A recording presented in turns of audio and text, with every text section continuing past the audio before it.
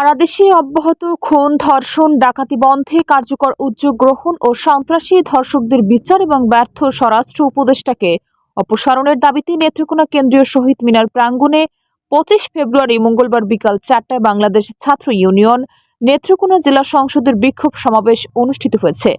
সংগঠনের সভাপতি আহমেদ তানভীর মোকাম্মেলের সভাপতিত্বে ও সাধারণ সম্পাদক আজিজুর রহমান সাইমের সঞ্চালনায় সমাবেশে বক্তব্য রাখেন সহকারী সাধারণ সম্পাদক মাহমুদ হাসান প্রান্ত, প্রচার ও প্রকাশনা বিষয়ক সম্পাদক পৃথ্বীরাজ রুদ্র।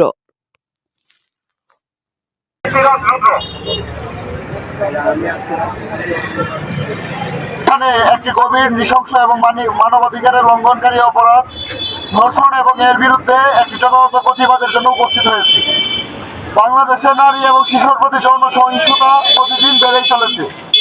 এই অপরাধগুলোর বিচার না হওয়া, অপরাধীদের দোষী না ঘোষণা করা, এমনকি আজ এখানে শুধু ধর্ষণের বিরুদ্ধে প্রতিবাদ জানাতে নয়, স্মরণ নীতির মোকাবেলায় সরকারের ব্যর্থতা, বিশেষ করে স্বরাষ্ট্র উপদেষ্টা অপসারণের দাবিতে দাঁড়িয়ে আছে।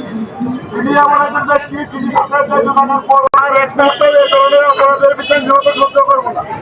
আজকের প্রতি সামাজিক অবিচারের বিরুদ্ধে একযুগে দাঁড়িয়ে আছি। যে সমাজে নারীরা নিরাপদ নয়, সে সমাজ কখনোই যাবে এতদিন আমাদের আন্দোলন করবে। আমরা সাহসী, আমরা একত্রিত এবং আমরা অধিকারের জন্য লড়াই করতে প্রস্তুত।